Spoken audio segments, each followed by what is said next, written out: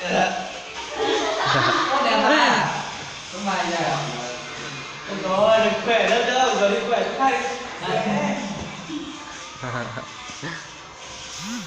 Đôi chút những người nhảy thế. Thế mà nhảy thì sợi mà nó áo ra, nhảy ra đi em sợi mà nó nhảy. Cái này mà đấy quần hè này cái quần đấy nhảy nếu mà đi nhảy hàng cọc cơ à? Nằm cái gì nó nhảy quần ra nó đánh thôi.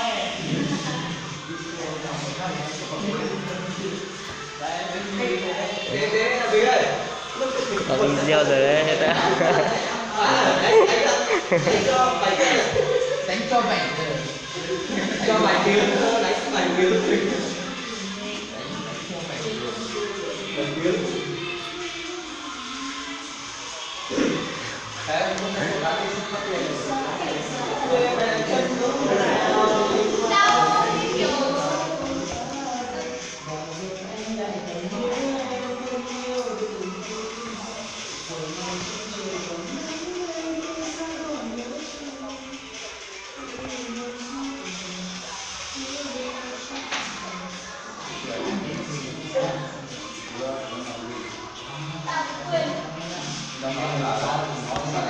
Quay đều không?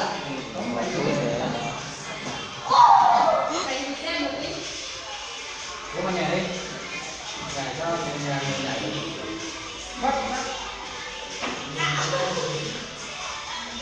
Áo này nó phê rồi.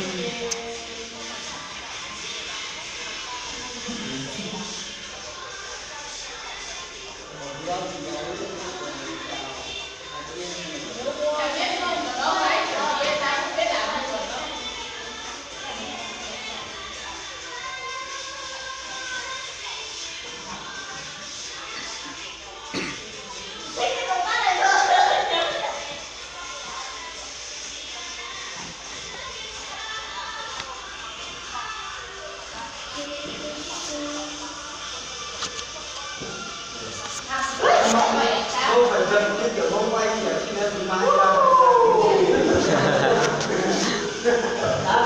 Một trong khi đá nhảy thì đừng có ngại ấy.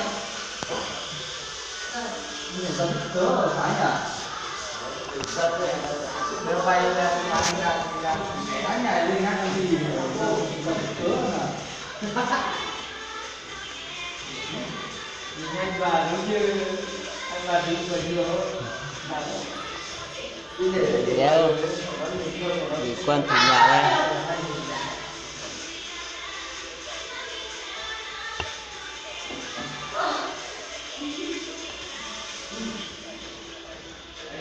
Đi